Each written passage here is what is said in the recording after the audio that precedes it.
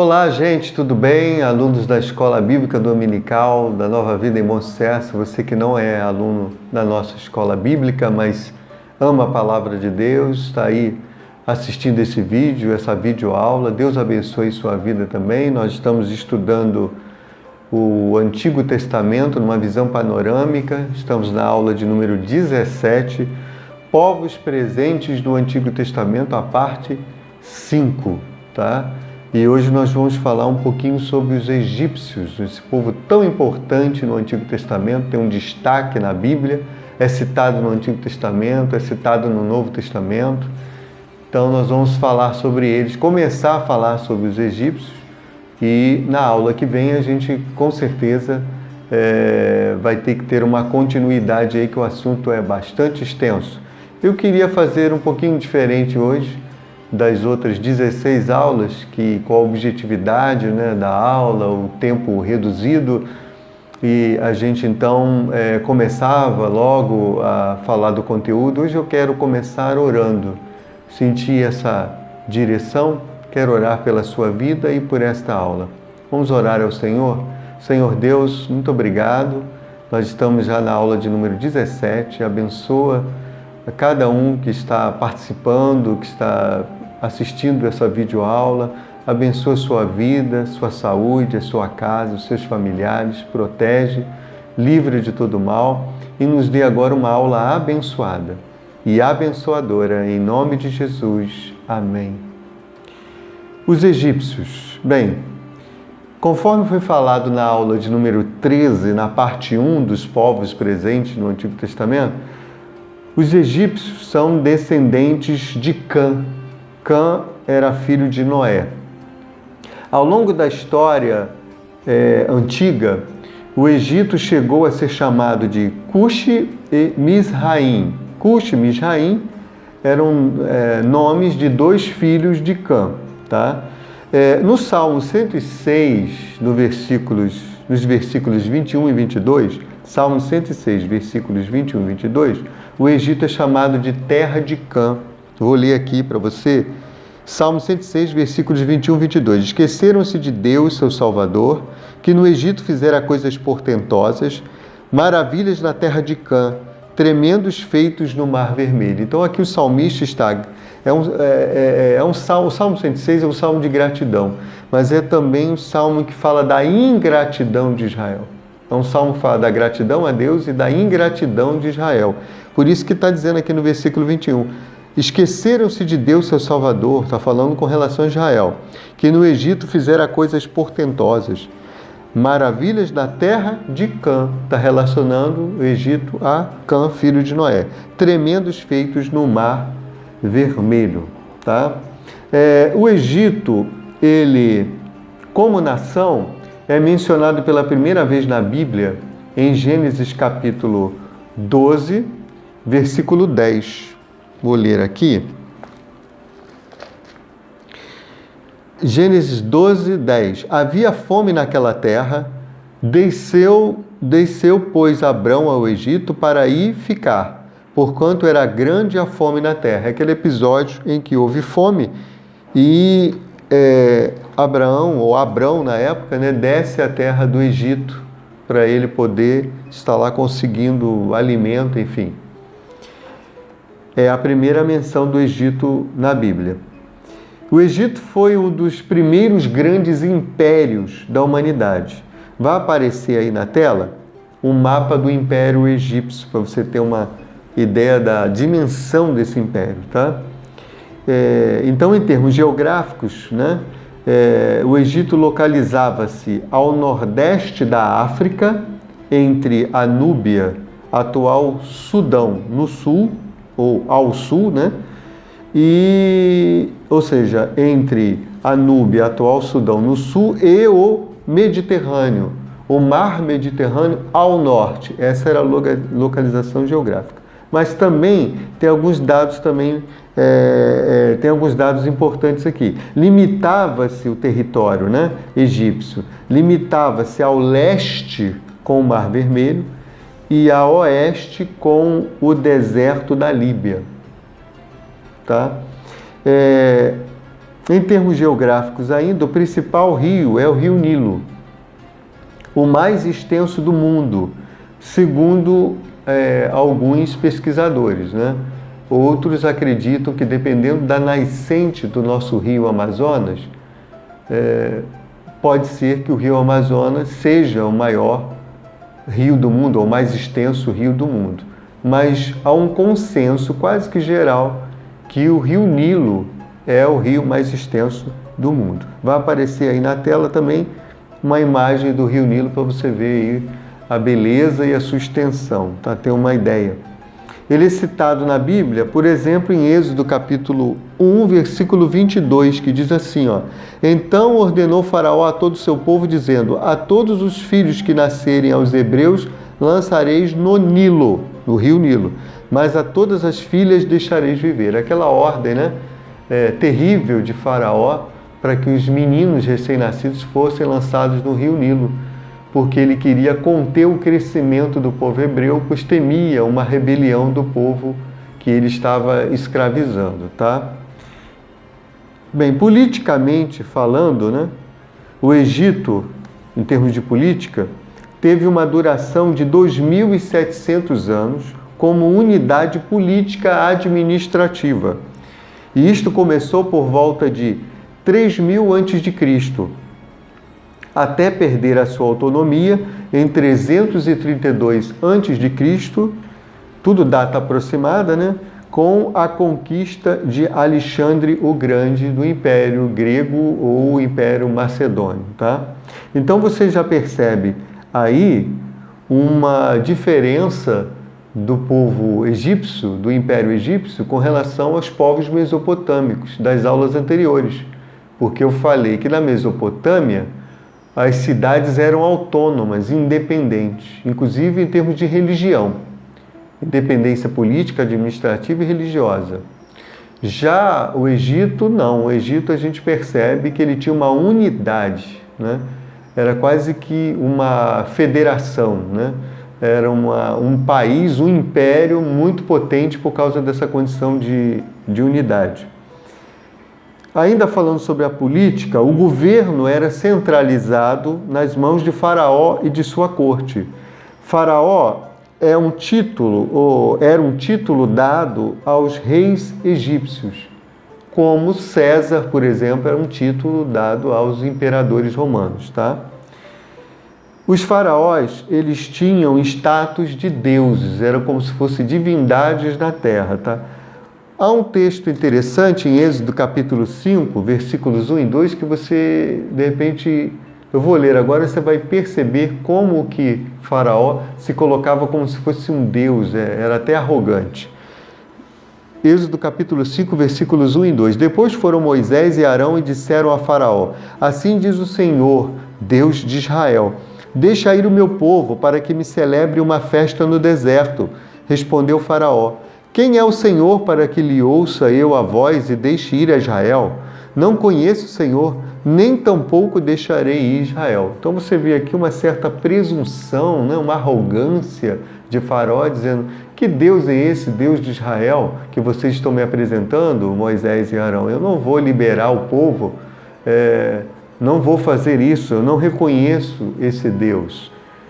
Eu creio, a Bíblia não diz isso, mas eu pensando sobre o que poderia ter passado, né, na mente de Faraó, quais poderiam ter sido os raciocínios de Faraó para ele ter uma postura tão arrogante? Bem, eu cheguei a 3 conclusões que queria passar para você. Não li isso em comentário nenhum nos livros que eu usei aqui, que estão aqui em cima da mesa para preparar a aula. Eu não vi isso, não li isso. É algo que eu, assim, cheguei à conclusão pessoalmente, com base naquilo que estudei. Assim, um primeiro raciocínio que poderia justificar essa atitude arrogante, soberba de Faraó, era que Moisés e Arão apresentaram um Deus, um único Deus. Mas o Egito tinha, como a gente vai ver daqui a pouquinho, eu vou começar a falar sobre a característica da religião dos egípcios, a gente vai ver que era uma religião politeísta, então ela tinha vários deuses. Então talvez o primeiro raciocínio de Faraó tenha sido: eles estão me apresentando um Deus dos hebreus. Aqui no Egito tem vários deuses, já ganhei por quantidade. Acho que ele deve ter tido esse raciocínio, né? O segundo raciocínio talvez tenha sido: esse Deus de Moisés e de Arão e dos hebreus não deve ser tão forte não, porque o povo já está escravizado há uns 400 anos. Deve ser um Deus fraco, porque eu estou escravizando o povo que diz que serve a esse Deus. Acredito que ele teve esse raciocínio, né? E um terceiro raciocínio tem a ver com a sua condição de divindade. Eu não reconheço esse Deus, eu sei que eu sou Deus. E aí é interessante, eu vou adiantar já essa parte da religião dos povos egípcios, ou melhor, do povo egípcio, que havia, né, essa ideia, essa crença, e o próprio faraó se dizia que ele era um Deus, e que ele era a encarnação de um Deus chamado Horus. Vai aparecer a imagem dele aí. O Deus Horus, depois na aula que vem a gente vai falar um pouquinho mais sobre isso, mas o Deus Horus era um Deus filho de dois deuses. Osíris, que era casado e tinha uma esposa, Ísis. Então era uma família divina. E o filho, que é Horus, Faraó era considerado seu representante, ou seja, se considerava Faraó uma encarnação do Deus Horus. Se lembra que na aula passada eu falei das tríades divinas? Pois é, aqui tem uma tríade divina egípcia. Osíris, vai passar a imagem aí também, Osíris, Ísis, sua esposa, e o filho Horus, tá? Interessante isso. Bem, do ponto de vista familiar, no Egito a família era muito valorizada, tá? E os filhos, né? E a mulher era tratada com muito respeito e dignidade. Tanto é que, diferentemente de outros povos, quando o esposo morria, né, o patriarca da família, quem assumia a chefia, a liderança da casa era a esposa, era a mulher. Diferentemente de outros povos, que era o filho mais velho, o primogênito, tá? Mas, sempre tem um porém, né? Havia a permissão para a poligamia.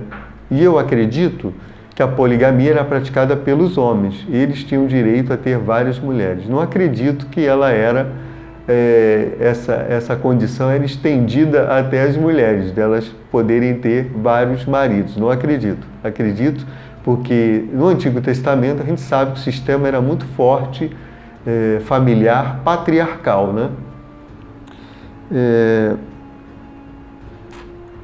Eu vou começar então agora a falar um pouquinho sobre as características da religião e a gente vai prosseguir com isso no próximo vídeo, na próxima videoaula, tá?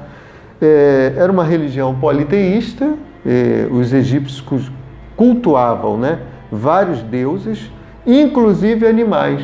Por isso que você vai ter em Êxodo capítulo 32 aquele episódio triste, né, do bezerro de ouro.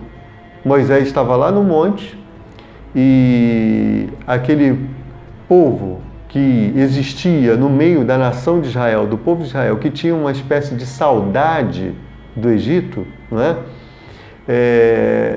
Começou a espalhar a notícia, o boato no meio do povo de que Moisés não voltaria mais, que Deus havia abandonado. E, pasmem, conseguiram até esse povo, né? Essas pessoas, conseguiram até trazer para o seu lado Arão, que era irmão de Moisés. E Arão, então, que me parece não tinha uma liderança muito forte como tinha, por exemplo, seu irmão Moisés, ele se deixa levar por aqueles argumentos.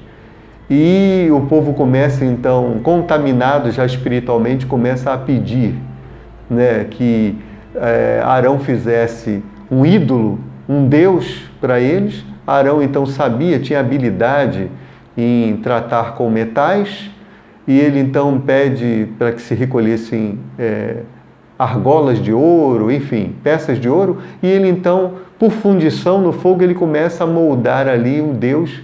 E surge então a figura de um bezerro de ouro. Por quê?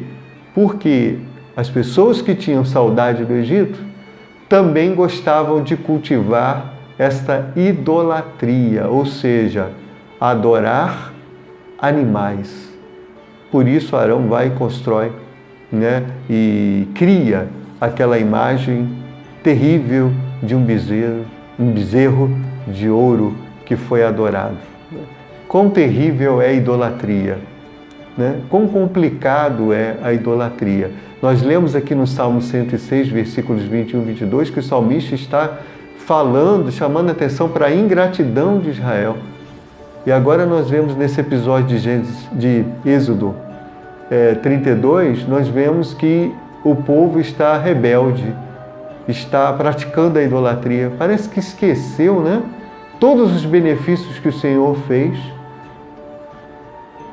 O Deus que vai agir com mão forte, a gente vai ver isso na aula que vem, vai enviar 10 pragas para libertar o povo de Israel do Egito, de Faraó, e também para juízo daqueles deuses egípcios. E a gente vai ver como Deus, através das 10 pragas enviadas ao Egito, ele desafiou, afrontou, desmoralizou e derrotou vários dos principais deuses do panteão egípcio.